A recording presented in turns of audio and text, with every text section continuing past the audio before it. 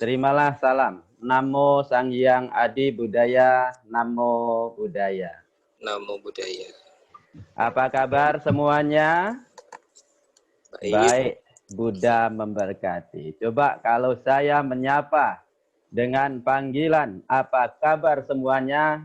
Semuanya menjawab, baik, tangan di kepal, Buddha memberkati. Tangannya dimaju mundurkan. Oke, kita coba. Apa kabar semuanya?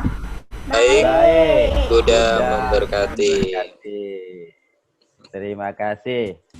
Anak-anak yang terkasih dalam Dhamma, pada hari ini yang pertama kita tentu marilah kita bersyukur dan berterima kasih atas nikmat kebahagiaan yang masih kita peroleh hingga saat ini. Karena saat ini kesehatan adalah menjadi prioritas utama. Anak-anak, kita semua tahu kan dan masih ingatkan bahwa saat ini kita masih dalam situasi pandemik COVID-19. Oleh karena itu, ketika saat ini kita masih memperoleh kenikmatan, kebahagiaan berupa kesehatan, ini harus kita syukuri. Karena dengan kesehatan itulah sehingga kita saat ini bisa mengikuti kegiatan webinar yang diselenggarakan oleh Sekolah Bodhidharma. Tentu adalah sekolah yang kita banggakan, sekolah yang kita cintai. Dan hari ini adalah merupakan hari yang ketiga, mungkin hari terakhir ya, karena sesuai jadwal hari ini nanti di jam terakhir adalah penutupan. Anak-anak yang terkasih dalam Dhamma, untuk mensyukuri kenikmatan, kebahagiaan, kesehatan yang kita peroleh hingga saat ini, maka ikutilah kegiatan webinar ini dari awal hingga tuntas nanti dengan sebaik-baiknya. Dan saat ini kita tiba ke materi yang keenam yang akan saya sampaikan, yaitu tentang motivasi belajar. Pada saat nanti Bapak menyampaikan materi, silakan kalian semua mengikuti, memperhatikan dengan seksama, boleh dicatat, kalau ada hal-hal yang dirasa nanti perlu ditanyakan, nanti silakan bertanya. Ya, baik, berikut ini Bapak akan sampaikan materi, dan mohon untuk diperhatikan dengan baik-baik. Ya. Oke, tema kita pada hari ini adalah tentang motivasi belajar.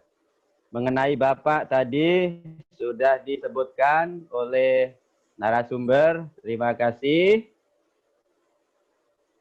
Yes, mengapa kita belajar? Supaya memahami, supaya mengerti, supaya pintar, supaya terampil, supaya ada perubahan ke yang lebih baik. Itulah alasan-alasan atau beberapa tujuan kita belajar. Jadi belajar itu harus ada hasilnya, karena dari berbagai alasan atau tujuan belajar itu kita rangkum, ada yang pertama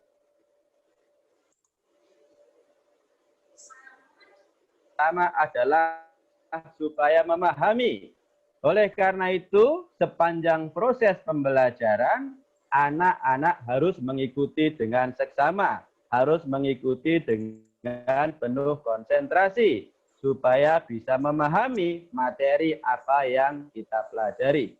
Yang kedua adalah supaya mengerti, jadi kita bisa mengerti terhadap segala sesuatu yang disampaikan oleh narasumber kalau di sekolah adalah oleh guru. Oleh karena itu, ketika anak-anak mengikuti pelajaran baik-baiknya. Kemudian supaya pintar. Nah, anak-anak biasanya kalau sekolah itu kan ada yang namanya ada PTS, kemudian ada PAS. Nah, PTS dan PAS ini diukur dengan nilai. Anak yang pintar pasti bisa meraih nilai yang bagus. Kemarin anak-anak semua sudah menerima kan rapot hasil belajar dan anak-anak bisa melihat. Selamat ya bagi yang nilainya bagus, bagi yang nilainya masih kurang bagus harus ditambah semangat dan ditambah rajin lagi dalam belajarnya. Kemudian belajar juga supaya menjadi orang yang terampil. Terampil apa? Terlampir terhadap segala sesuatu yang telah kita pelajari. Contoh misalnya, karena belajar itu sebenarnya tidak hanya berhenti pada teori, tetapi ada kelanjutannya yaitu pada praktek. Praktek adalah penerapan dari apa yang kita pelajari. Kemudian belajar juga supaya ada perubahan ke yang lebih baik. Artinya ketika anak-anak sudah belajar, maka harus terjadi perubahan. Perubahan itu apa? Jadi yang lebih baik, yang tadinya kurang baik menjadi baik, yang tadinya kurang bisa menjadi bisa, yang tadinya kurang mengerti menjadi mengerti. Itu adalah merupakan tujuan dari kita belajar. Nah, untuk mencapai itu semua, maka dibutuhkan yang namanya motivasi.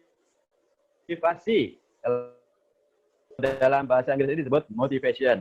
Nah, apakah motivasi? Berupa tekad dan semangat. Nah, diri dari yang pertama adalah motivasi yang berasal dari diri sendiri, yang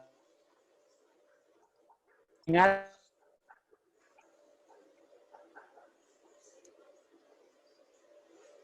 kan kalau di dalam disampaikan ya oleh Tuhesian ya, di satwa itu ada 6 ya. Di antara 6 sifat luhur itu ada 2 yang harus kita terapkan agar kita selalu memiliki motivasi belajar. Yaitu yang pertama namanya adalah Khanti Paramita. Khanti, kesabaran, keuletan, ini berupa tekad.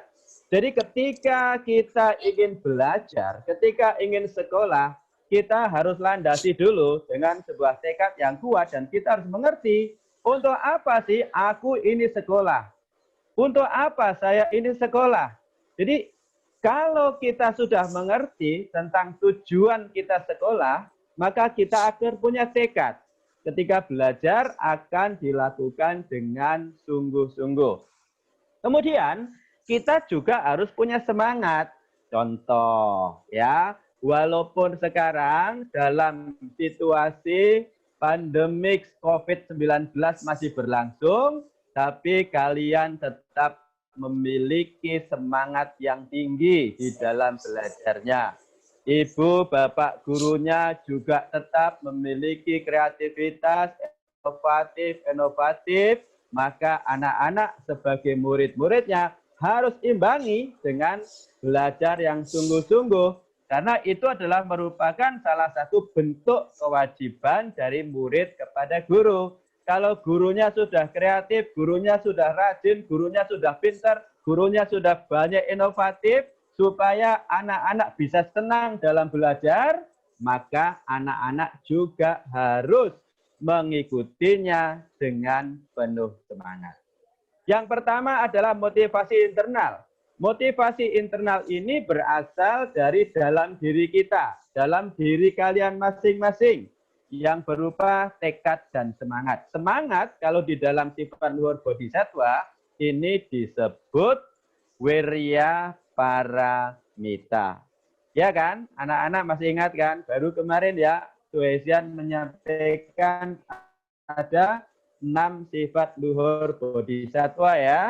Nah, jadi semangat itu harus kita tumbuhkan dari dalam diri kita supaya kita selalu memiliki kesungguhan di dalam belajar. Kemudian motivasi yang kedua adalah motivasi yang berupa dari luar diri kita. Ini disebut dengan motivasi eksternal, yaitu motivasi yang berasal dari luar diri. Contohnya berupa dorongan dari orang tua. Anak-anak, tentu orang tua kita, orang tua kalian setiap hari selalu mendorong, bukan mendorong didorong badannya, ya, bukan itu yang dimaksud. Yang dimaksud dorongan itu adalah sebuah motivasi dari orang tua agar anak-anak memiliki kesungguhan belajar yang tinggi. Kenapa? Karena orang tua kita itu semua menginginkan anak-anaknya menjadi anak yang pintar. Oleh karena itu, kalau orang tua kalian di rumah setiap saat selalu mengatakan, ayo belajar, ayo kerjakan tugas dari guru, ayo kerjakan PR-nya, itu bukan berarti orang tua kita cerewet, bukan berarti orang tua kita bawel, tapi itu adalah bentuk perhatian, bentuk motivasi, bentuk dorongan dari orang tua kita. Jadi anak-anak, ketika orang tua kalian selalu menyuruh kalian belajar, selalu menyuruh mengerjakan tugas, selalu menyuruh untuk menyelesaikan PR, itu kalian harus berterima kasih kepada kedua orang tuanya. Karena artinya orang tua kalian masih memperhatikan kalian, punya perhatian yang khusus. Ya, apa mau orang tua kalian tidak peduli dengan kalian? Tentu tidak mau, ya. Apa mau orang tua kalian membiarkan kalian? Mau sekolah silakan, mau tidak silakan, mau belajar silakan, mau tidak silakan. Apa mau seperti itu kan sama orang tua? Pasti tidak mau. Sekali lagi, ketika kalian melihat, mendengar, menjumpai orang tua kalian yang selalu menyuruh belajar, selalu menyuruh mengerjakan PR, selalu menyuruh untuk menyelesaikan tugas, itu bukan berarti orang tua kita bawel. Bukan berarti orang tua kita cerewet. Bukan berarti orang tua kita loso. Tetapi justru kalian harus berterima kasih kepada orang tua yang selalu mengingatkan, selalu memperhatikan kalian supaya menjadi anak yang rajin belajar.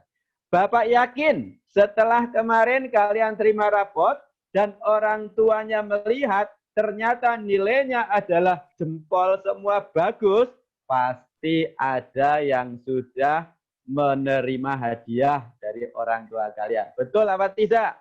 Pasti begitu. Nah, anak-anak sekolah dengan mendapatkan nilai yang orang tuanya di foto-foto, kemudian diupload di Facebook. Bangga apa tidak? Nah, itu artinya anak-anak sudah membuat hati orang tua happy. Kalau hati orang tua kita selalu dibuat happy, wajahnya menjadi berseri-seri. Senang tidak? Kalau setiap hari melihat mamanya wajahnya berseri-seri, papanya senyum terus. Senang kan? Wajah yang berseri-seri, hati yang selalu bahagia akan menyebabkan pekerjaan lancar, rezeki lancar. Coba kalau anak-anak setiap hari melihat wajah mamanya merengut terus, wajah papanya merengut terus, bagaimana? Pasti tidak senang. Mau orang tuanya selalu bahagia? Mau orang tuanya selalu senyum? Buat bahagia. Caranya bagaimana? Rajin belajar. Caranya bagaimana? Persembahkan nilai yang bagus. Itu satu-satunya cara bagi anak-anak untuk membuat bahagia orang tua. Lalu yang kedua adalah motivasi eksternal, yaitu yang pertama tadi berupa dorongan dari orang tua, dan yang kedua adalah berupa pujian dari orang tua. Nah, anak-anak pasti kalau kalian sukses sekolahnya, sukses mengerjakan ujian, berhasil mendapatkan nilai yang tinggi, pasti orang tua kalian akan memberikan reward, akan memberikan hadiah. Ingat anak-anak, hadiah itu belum tentu harus berupa barang. Ya, yang namanya ganjaran itu bisa juga berupa pujian. Wow, Anakku pinter sekali. Selamat ya. Sudah berhasil lulus KKM semua. Sudah berhasil menjadi juara kelas. Itu pujian-pujian. Ya, belum lagi pujian dari orang tua yang merupakan materi misalnya. Wah, karena anakku sudah berhasil menjadi juara kelas, maka mami kasih hadiah apa begitu. Nah, itu berupa pujian. Begitu juga dari para guru kita, anak-anak ketahuilah di mana letak kebahagiaan orang di proses ujian. Setelah ujian itu kan guru ngapain? Guru mengoreksi hasil ujian dari murid-murid. Pada saat proses guru mengoreksi itu, anak-anak ketika menjumpai kertas ujian atau ujian punya muridnya yang pintar, nomor 1 checklist benar, nomor 2 checklist benar, nomor 3 benar, sampai nomor 10 benar, sampai nomor 50 benar semua, guru itu langsung bahagia bukan main pada saat itu. Bahkan mungkin lapar pun bisa lupa karena saking bahagianya. Tidak merasakan capek. Coba tanya Pak Yogi itu. Berapa enggak kalau ada murid seperti betul, itu? Pak. Pasti benar. Tapi sebaliknya anak-anak, ketika guru koreksi, wow, nomor 1 sudah salah, nomor 2 benar, nomor 3 salah. Soal 50 yang benar hanya 10. Pasti gurunya langsung lemes, langsung emosi, langsung marah. Apalah anak ini, sudah diajar, sudah selalu diingatkan, kok masih juga nilainya jelek. Nah, itu artinya anak-anak, guru itu akan selalu memberikan motivasi yang baik, akan selalu memberikan pujian bagi murid-muridnya yang telah sukses meraih nilai yang baik. Belum lagi ada dorongan yang berasal dari teman kita. Teman kita ini juga bisa menjadi motivasi dalam kita belajar, ya. Khususnya adalah teman yang baik. Kalau di dalam agama Buddha disebut kalyana mita. Salah satu ciri kalyana mita, sahabat yang baik adalah ikut senang ketika melihat temannya sukses. Ayo anak-anak, kalau ada temanmu yang dapat nilai bagus, kalian harus mengucapkan selamat. Jangan iri. Ya, nanti bilang iri, bilang bos. Begitu ya. Itu adalah ucapan-ucapan anak zaman now. Ya, jadi kalau ada teman yang sukses, nilainya bagus, kamu ucapkan selamat. Jangan malah bikin fitnah. Ya iyalah, dia nilainya tinggi. Orang dia cheating kok, dia nyontek kok, dia cari sama Mbah Google kok, ya. Ya, jadi kalau ada teman yang berhasil, nilainya bagus, ucapkan selamat. Lalu boleh bertanya, apa sih rahasianya?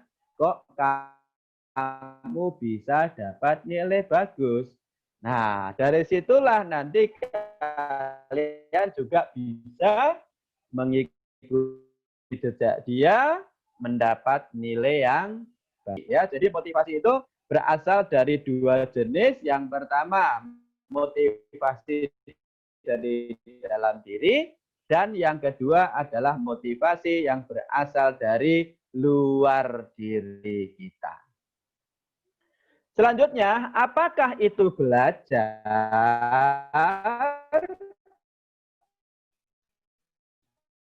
Belajar adalah perubahan yang relatif permanen dalam perilaku atau tendensi perilaku sebagai hasil dari pengalaman menjadi mengerti. Dari yang belum tahu menjadi tahu. Dari yang belum bisa menjadi bisa. Belajar itu menjadi segala hal. Contoh makan. Makan itu mudah ya. Tapi apakah makan itu perlu belajar? Perlu. Karena kalau tidak mengerti cara makan yang benar, ya makannya masih tata keramanya salah. Contoh, makan itu harus dilakukan dengan nah itu contoh cara belajar. Makan itu harus dikunyah ya sampai makanannya lembut. Nah, itu adalah contoh cara-cara belajar makan. Ya, apalagi belajar berbagai ilmu pengetahuan. Banyak sekali ya di sekolah kalian kalau tidak salah mata pelajarannya itu mencakup belasan mata pelajaran ya. Dari ilmu hitung, dari ilmu menulis, dari ilmu komunikasi, dari ilmu pengetahuan alam, sosial, semua dipelajari. Termasuk pada saat ini, anak-anak bisa mengikuti kegiatan webinar ini dengan tertib, itu adalah merupakan dari hasil belajar. Belajar apa? Belajar patuh. Belajar apa? Belajar tata krama. Tadi kan Bapak moderator sudah memberitahukan selama mengikuti kegiatan ini supaya anak-anak menonaktifkan speakernya. Nah, sekarang bisa patuh. Itu adalah merupakan proses dari hasil belajar. Kalau masih ada yang suka ngidupin speakernya, ya mungkin itu iseng, main-main, atau mungkin tangannya tidak sengaja. Oleh karena itu, ketika kegiatan ini sedang berlangsung, coba tangannya dilepas. Tidak usah pegang-pegang mouse-nya, ya supaya bisa fokus. Kemudian, belajar adalah merupakan akibat adanya interaksi antara stimulus dan respon. Jadi di sini ada istilah belajar mengajar. Ya, seorang guru memberikan stimulus, memberikan rangsangan, ya, mentransfer ilmu. Kemudian responnya anak-anak memberikan respon. Termasuk nanti di akhir materi yang Bapak sampaikan ini sebagai respon dari kalian, kalau ada yang perlu ditanyakan nanti silakan bertanya. Jadi itu namanya respon. Ya, yang sedang Bapak sampaikan ini adalah stimulus, ya, materi, rangsangan supaya anak-anak bisa mengerti. Jadi apa yang saya sampaikan ini bisa sampai kepada anak-anak semuanya. Kemudian anak-anak, di dalam agama Buddha kita punya banyak sekali contoh-contoh semangat belajar yang telah diteladankan oleh guru agung kita yang maha suci Buddha Gautama. Anak-anak, apakah pada waktu lahir Pangeran Siddhartha itu sudah langsung jadi Buddha? Tidak, belum. Ya, beliau lahir sebagai anak dari seorang raja. Pasti kalian masih ingat semua ya. Ayahnya bernama Raja Suddhodana. Ibunya bernama Ratu Mahamaya. Pangeran Siddhartha ini lahir sebagai putra raja. Ingat, sebagai putra raja. Jadi kita sebagai anak-anak Buddhis harus bangga. Bangga luar biasa. Karena guru agung kita itu berasal dari keluarga kerajaan. Luar biasa. Kaya raya, sangat terhormat. Tetapi beliau pergi dari istana, meninggalkan istana, pergi bertapa, hingga akhirnya mencapai penerangan sempurna. Mengapa Pangeran Siddhartha sudah sangat enak, sangat nikmat hidup di istana, kemana-mana, selalu dikawal oleh dayang-dayang, dipayungi, mau makan sudah disiapin, badannya pegel-pegel dipijitin. Tapi kenapa? Kok Pangeran Siddhartha pergi meninggalkan istana? Untuk apa? Itulah untuk mencari jalan pembebasan dari yang namanya samsara, ya, usia tua, sakit, dan kematian. Oleh karena itu, tidak ada alasan bagi kita semua, bagi anak-anak semua, untuk ragu-ragu dalam beragama Buddha. Saya sering bertanya, apakah betul Anda beragama Buddha? Betul. Lalu saya tanya, dari kapan Anda beragama Buddha? Jawabannya banyak yang dari lahir. Karena mamanya Buddha, papanya Buddha. Tetapi ketika saya bertanya, sampai kapan Anda beragama Buddha? Pada banyak yang tidak berani menjawab sampai mati. Hayo, ini kalau ada yang tidak berani menjawab, sampai kapan kamu beragama Buddha? Kalau tidak ada yang berani menjawab sampai mati, berarti kalian keyakinannya masih ragu-ragu. Kalau memang kalian keyakinannya sudah kuat, kenapa? Karena mama saya Buddha, papa saya Buddha. Tapi kalau kita sampai kapan beragama Buddha? Sampai kita punya pacar beda, jangan pacaran dengan yang beda agama. Maaf ya, ini memang masih SD, tapi kan nanti akan SMP, nanti akan SMA, nanti akan pacar yang sama agamanya supaya jalannya bisa mesra untuk menjadi pasangan suami istri. Kalau pacaran dengan yang berbeda agama, ketika mau menikah tidak bisa, kan susah. Ya, di Bodhidharma itu kan muridnya Buddha, ya. Jangan khawatir, Buddha. Yang keyakinan kuat, pas ditanya sampai kapan kamu beragama, tahu ceto? Ya, berarti itu sadanya ragu-ragu. Nanti dikirim pacar yang berbeda agama. Wah, sudah saling sayang. Ketika mau menikah, agamanya beda, tidak bisa menikah di Indonesia kalau agamanya berbeda. Ya, oleh karena itu, yakinlah dengan agama yang kita anut.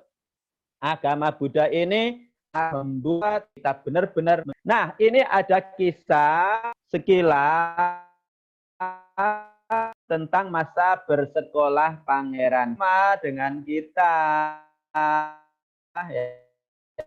Ya. Walaupun sebenarnya karena Pangeran Siddhartha itu punya kesaktian, bisa tahu dengan apapun yang belum dikasih tahu. Hebat kan? Bisa tahu dengan apa yang akan terjadi besok, lusa, atau berapa bulan kemudian, bahkan berapa tahun kemudian. Jadi Pangeran Siddhartha itu pada masa sekolah, setiap ujian pasti nilainya 100. Loh, bagaimana soalnya apa? Ya, bukannya soalnya jawab kesaktian seperti Pangeran Siddhartha. Wow, Pak Yogi ini setiap hari pasti senyum-senyum terus. Karena setiap ujian muridnya semua 100. Ya kan? Ada rahasianya. Kenapa Pangeran Siddhartha itu punya kesaktian, jenius seperti itu diperoleh karena Pangeran Siddhartha itu sangat suka. Bahkan dalam kisah ketika Pangeran Siddhartha masih berada di dalam kandungan maminya, itu diteropong oleh orang pintar. Kalau zaman sekarang kemana? Ke dokter. Ya, dilihat pakai USG ya kan. Tapi kalau pada zaman dulu kan belum ada dokter ya, belum ada alat yang canggih ya. Tapi ada orang hebat yang bisa meneropong. Siapa? Namanya adalah Pertapa. Pertapa siapa itu? Yang sakti itu? Pertapa siapa? Masih ingat gak? Pertapa Gautama. Pertapa? Pertapa? Pertapa Asita. Asita. Ya, Pertapa Asita Kala Dewala itu pada saat Ratu Mahamaya mengandung Pangeran Siddhartha dalam perutnya, Pertapa Asita itu bisa lihat. Ternyata posisinya baby Pangeran Siddhartha itu adalah duduk bermeditasi di dalam perut. Pangeran Siddhartha lahir kan yang lahirnya dulu. Kakinya dulu. Beda dengan kita, kalau anak-anak waktu lahir itu adalah kepalanya dulu. Ya, tetapi Pangeran Siddhartha pada waktu lahir adalah kakinya dulu.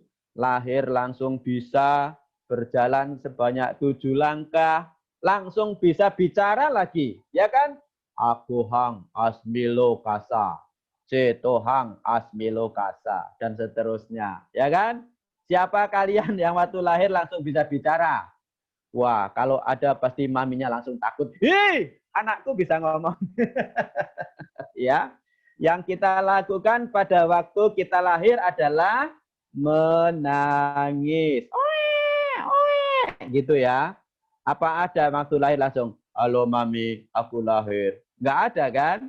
Nah, tapi Pangeran Siddhartha pada waktu lahir langsung bisa berjalan sebanyak 7 langkah. Kemudian, oke.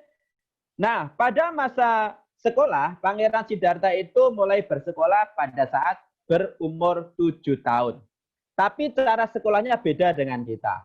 Kalau anak-anak setiap hari pergi ke sekolah, ya. Tapi kalau Pangeran Siddhartha setiap hari gurunya yang datang ke istana. Itu cara sekolahnya. Nah, berbagai ilmu yang dipelajari oleh Pangeran Siddhartha meliputi ilmu menulis, membaca, seperti kita ya, berhitung, kemudian ada ilmu bela diri, ada ilmu naik kuda, ada ilmu kanuragan, ada ilmu tata negara. Kenapa harus belajar bela diri? Kenapa harus belajar naik kuda? Kenapa harus belajar ilmu tata negara? Ingat, Pangeran Siddhartha adalah calon raja. Anak-anak masih ingat kan? Siapa guru Pangeran Siddhartha? Wiswamitra. Ya, oke. Kemudian anak-anak, sikap yang harus kita teladani dari Pangeran Siddhartha pada saat bersekolah adalah yang pertama, selalu bersikap sopan santun. Jadi Pangeran Siddhartha ini meskipun dia adalah anak raja loh anak-anak, kemana-mana selalu dihormati, kemana-mana selalu dimuliakan, kemana-mana selalu dikawal oleh prajurit, selalu didampingi oleh para dayang-dayang. Tetapi Pangeran Siddhartha selalu bersikap sopan santun, apalagi kepada gurunya. Ini anak-anak harus mencontoh Pangeran Siddhartha. Kepada guru harus selalu patuh, selalu hormat, selalu bersikap sopan santun. Contoh misalnya di sekolah ada guru sedang berdiri atau sedang duduk di suatu tempat, lalu anak-anak lewat. Pada saat lewat di dekat guru, jangan berlari. Bagaimana cara lewat di dekat guru yang baik? Berjalan pelan-pelan sambil membungkukkan badan sedikit. Dan berkata, "Excuse me, teacher," atau permisi Bapak, permisi Ibu. Termasuk juga ketika jumpa dengan guru memberi salam. Yang kedua adalah rendah hati. Rendah hati ini kalau dalam agama Buddha disebut apacayana, tidak sombong. Karena memiliki sikap rendah hati itulah maka Pangeran Siddhartha mau menghormati guru. Bagaimana kita menghormati guru? Kita menghormati guru ada beragam cara. Satu, dengan cara bersikap anjali. Kemudian memberi salam. Kemudian patuh, berbicara yang sopan. Ya, tidak boleh melawan guru. Ya, ini adalah contoh-contoh sifat Pangeran Siddhartha yang harus kita ikuti. Ya, yang ketiga adalah hormat kepada guru. Ya, jadi seperti tadi Bapak sudah katakan, kalau ada guru sedang berdiri atau sedang duduk di satu tempat, lalu anak-anakmu lewat, maka berjalanlah dengan pelan. Sambil bungkukkan badannya sedikit dan katakan, "Excuse me, teacher," atau "permisi, Bapak, Ibu." Begitu. Yang keempat, Pangeran Siddhartha sangat rajin belajarnya. Nah, anak-anak, bagaimana cara belajar yang baik itu? Satu, pada saat guru menyampaikan pelajaran, dengarkan dengan sebaik-baiknya. Dengarkan, perhatikan dengan sungguh-sungguh. Yang kedua, setelah anak-anak pulang sampai di rumah, ulangi pelajaran yang telah diberikan oleh guru di sekolah tadi. Lalu yang ketiga, kerjakan latihan-latihan soalnya. Itu adalah cara belajar yang efektif. Lalu yang kelima, harus memiliki semangat. Semangat itu sangat penting.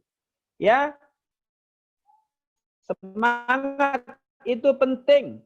Jangan pemalas. Ya, supaya menjadi anak yang pintar, hilangkan satu penyakit malas. Yang kedua namanya penyakit nanti. Ayo, jangan suka katakan nantilah, nantilah, nantilah. Ada tugas dari guru, karena malas datang penyakit, nanti ajalah. Maminya suruh belajar, nanti ajalah. Itu penyakit, maka harus dilawan dengan semangat, dengan tekad yang kuat. Kemudian yang keenam adalah fokus, ya, penuh konsentrasi, penuh perhatian, mindfulness.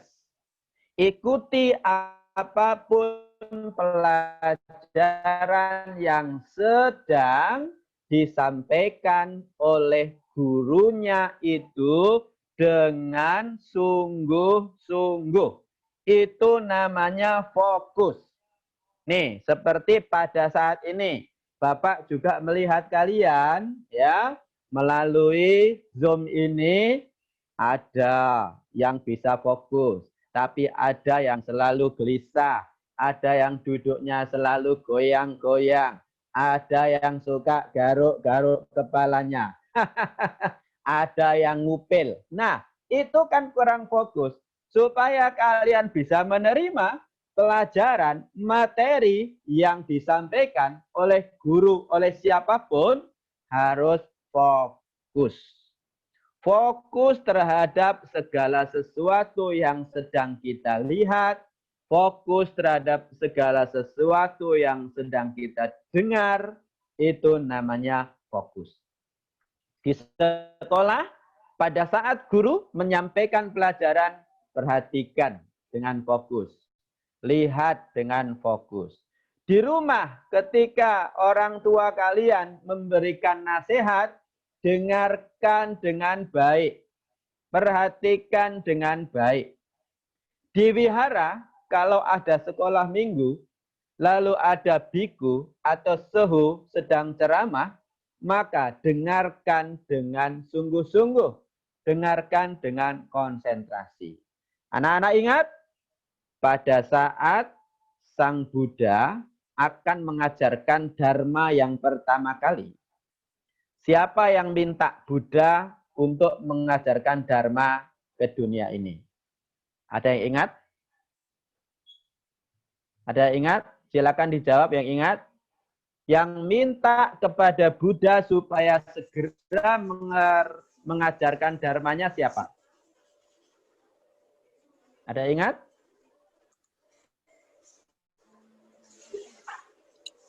Ada? Yang ingat boleh dijawab ya. Silakan yang mau jawab. Silakan di-unmute ya kalau mau jawab.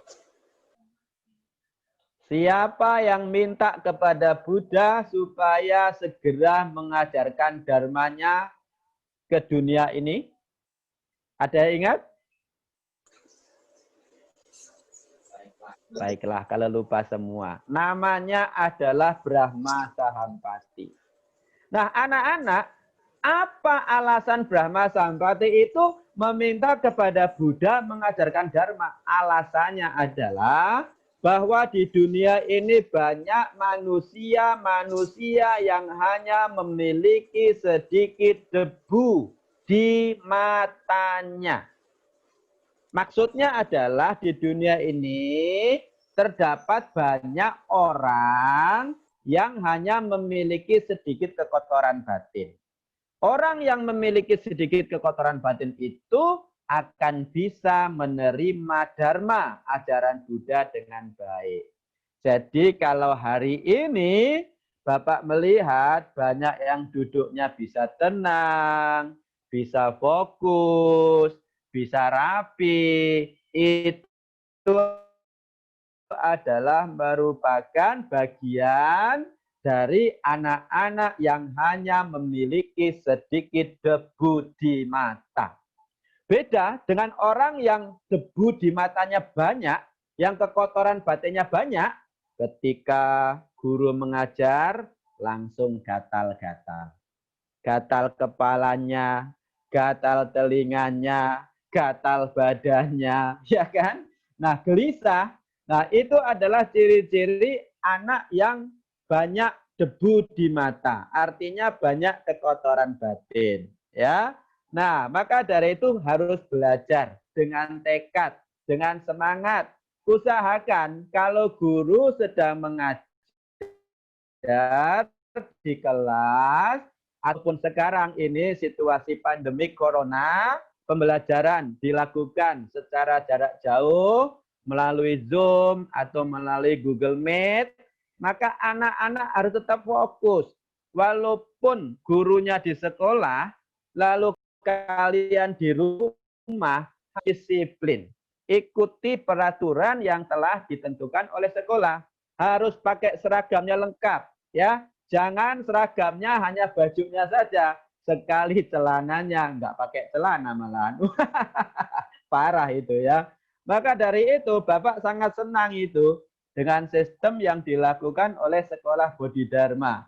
Setiap hari disuruh foto, harus memperlihatkan seragamnya yang lengkap. Mengapa? Karena dikhawatirkan, dan memang itu terjadi, ada murid yang kujis, yang kurang disiplin, dia mengelabui gurunya. Bajunya pakai seragam, ternyata celananya pakai celana yang lain. Itu kan contoh ketidakkedisiplinan. Ya, oleh karena itu Sekolah Bodhidharma itu luar biasa. Apa tujuannya? Untuk mencetak anak-anak yang disiplin dan tahu menghormati dengan peraturan yang ada. Karena ketika kita selalu menaati peraturan, maka hidup kita akan selamat. Ya, ayo pesan Bapak sekali lagi, dimanapun kalian berada, ketika sedang melihat atau mendengarkan pelajaran, maka ikutilah dengan penuh konsentrasi, dengan fokus. Ya, jadi di dalam sat paramita, dalam 6 sifat luhur itu, ada 3 sifat luhur yang harus kita ambil agar kita memiliki kesungguhan dalam belajar. Yang pertama adalah kanti paramita, ya, keuletan, sabar. Yang kedua adalah wirya paramita, harus semangat. Dan yang ketiga adalah dhyana paramita. Fokus. Ya, fokus. Saat ini sedang ngapain? Fokus. Ya, saat ini anak-anak sedang mengikuti webinar pendalaman karakter Buddhis. Fokus. Jangan disambil yang lain-lain. Tapi kalau ada yang kebelet, mau ke toilet, ya silakan. Jangan ditahan-tahan. Tapi kalau sudah benar-benar kebelet, karena kalau ditahan nanti bisa ngompol. Ya. Nah, ada juga yang misalnya haus sekali, sambil minum boleh. Tapi kalau sambil makan jangan. Sambil tidur jangan. Ya, fokus. Oke, itu adalah sikap Pangeran Siddhartha yang bisa. Nah, anak-anak, dalam sejarah lain, dalam perjuangannya Pangeran Siddhartha untuk mencapai penerangan sempurna, itu juga melalui sebuah perjuangan yang luar biasa. Semangat yang luar biasa, tekad yang sangat kuat. Pangeran Siddhartha kan tidak tiba-tiba menjadi Buddha. Tidak ujuk-ujuk menjadi Buddha. Tidak tiba-tiba menjadi Buddha. Tetapi melalui perjuangannya. Coba, kalau tidak berjuang, mengapa Pangeran Siddhartha bertapa segala macam selama 6 tahun? Menyiksa dirinya di hutan selama 6 tahun itu. Itu kan sebuah perjuangan. Sebuah tekad ya yang tidak mengenal putus asa, tidak menyerah. Oleh karena itu, anak-anak ikutilah perjuangan semangat yang dimiliki oleh guru agung kita, Sang Buddha Gautama, Pangeran Siddhartha dalam perjuangannya untuk mencapai cita-cita. Jangan mentalnya mental tempe, mental gembus, baru dapat halangan dikit dah langsung capek, susah. Ini paling banyak ya murid-murid yang pemalas, begitu jumpa soal agak susah dikit langsung bilang apa? Susah, capek, belum lagi dikerjakan, belum lagi dicoba, sudah bilang susah. Itu mental tempe namanya. Ya, terutama matematika, ya. Bapak sering menyaksikan di pelajaran matematika kalian jumpa soal langsung bilang susah. Tidak ada soal yang tidak bisa diselesaikan. Pasti harus yakin. Jangan sedikit-sedikit mengeluh, susah. Tidak bisa, dicoba dulu. Ya, dicari dulu. Jangan langsung sudah bilang susah, tidak bisa. Ya, ikutilah semangat yang telah dicontohkan oleh Pangeran Siddhartha. Sampai beliau bertapa 6 tahun di hutan, ya, bermeditasi, berjuang, tidak mengenal lelah, tidak putus asa untuk mencapai cita-citanya. Dan akhirnya sukses kan. Nah, anak-anak semua kan pasti juga punya cita-cita kan. Ada yang mungkin pengen jadi guru. Ya, ada yang mungkin pengen jadi polisi. Ada yang pengen jadi jaksa. Ada yang pengen jadi pengusaha. Ada yang pengen jadi menteri. Ada yang pengen jadi presiden. Semua itu bisa dicapai asal kalian berusaha dengan sungguh-sungguh. Guru agung kita sudah banyak sekali memberikan contoh keteladanan dalam perjuangannya yang penuh semangat, tidak mengenal putus asa di dalam mencapai cita-citanya. Oke, kemudian cara belajar yang efektif, yang pertama belajar secara teori. Ya, contohnya membaca buku, mendengarkan penjelasan dari guru. Nah, di zaman modern ini, anak-anak belajar juga bisa dari berbagai sumber. Salah satunya adalah dengan menonton video pembelajaran. Bapak yakin kalian semua pasti punya Android. Betul? Pasti iya. Nah, kalau semuanya punya Android, punya handphone, manfaatkan handphone itu untuk hal-hal yang berguna. Jangan kalian punya handphone hanya untuk main game saja. Game itu kalau sampai kecanduan itu bisa menjadi suatu penyakit. Ya, anak zaman now itu tantangan terbesar dalam belajar itu adalah godaan dari game. Kalau sudah main game sepanjang hari, sudah lupa makan, sudah lupa minum, bahkan disapa oleh orang tuanya pun sudah tidak mau menyahut. Benar apa tidak?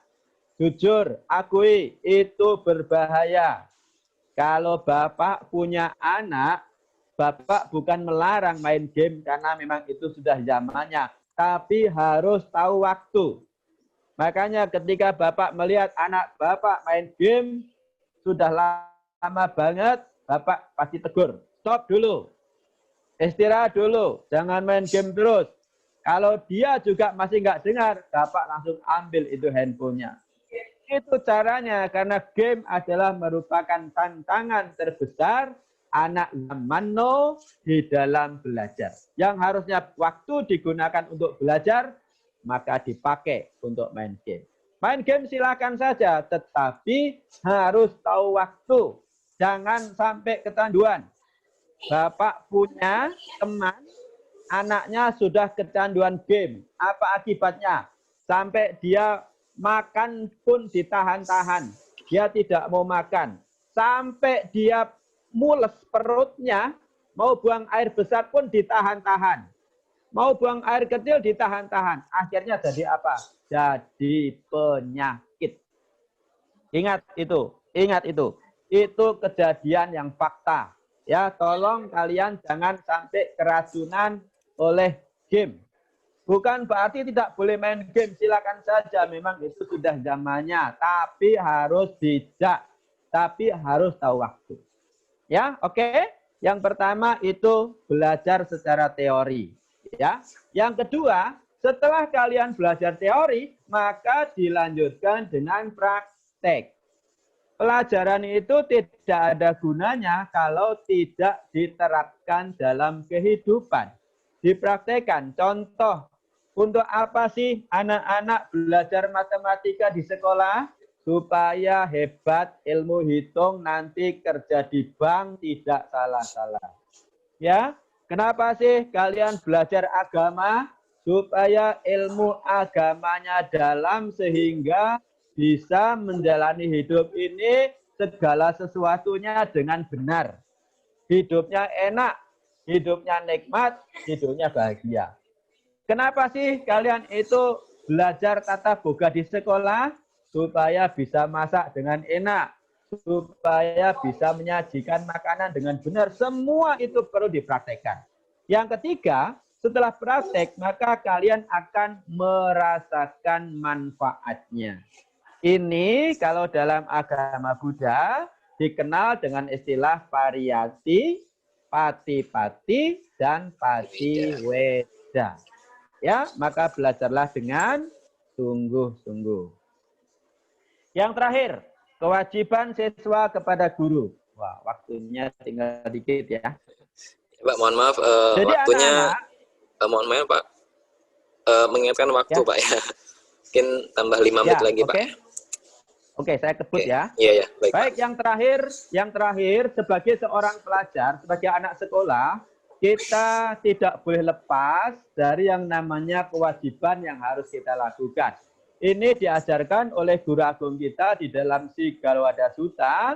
Kewajiban siswa kepada guru yang pertama menghormati guru. Wajib ya, tadi sudah Bapak sampaikan. Yang kedua melayani guru.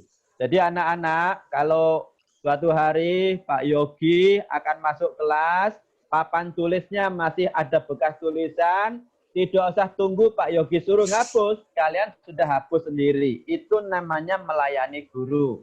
Piket membersihkan kelas, kemudian membantu guru membawa tas, mengambilkan buku dari kantor ke kelas.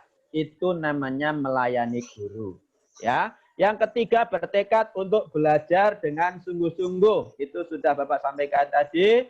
Kemudian memberi persembahan atau jasa kepada guru. Nah ini nih, apa nih maksudnya? Ada kalanya kalian boleh memberikan hadiah kepada guru untuk apa? Sebagai ungkapan terima kasih.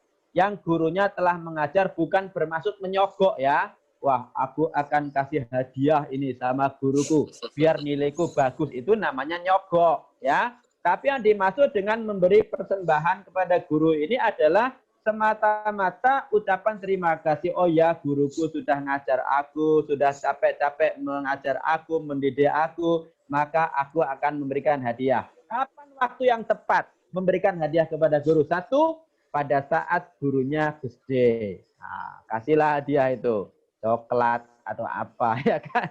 Yang kedua, pada saat Teachers Day, ya kan ada tuh hari guru itu ya. Kalian disitulah waktu yang tepat untuk memberikan hadiah kepada guru. Sekali lagi, memberi hadiah kepada guru jangan bertujuan untuk nyogok supaya nilainya bagus. Itu jelek. Tapi berikan persembahan kepada guru itu semata-mata sebagai bentuk terima kasih kepada guru. Oke? Dan yang kelima, memberikan perhatian dengan sungguh-sungguh sewaktu guru memberikan pelajaran. Ini semua tadi sudah Bapak sampaikan. Oke, anak-anak, demikian. Terima kasih. Semoga bermanfaat dan doa Bapak yang terakhir ya. Semoga anak-anak semua selalu memiliki motivasi, semangat, tekad belajar yang tinggi, sehingga anak-anak semua berhasil menjadi anak yang pintar, berhasil membuat orang tua bahagia, membuat gurunya bahagia. Terima kasih kepada anak-anak semuanya. Sampai jumpa di kesempatan berikutnya. Dan Bapak akhiri dengan salam. Namo Sang Hyang Adi Budaya. Namo Budaya.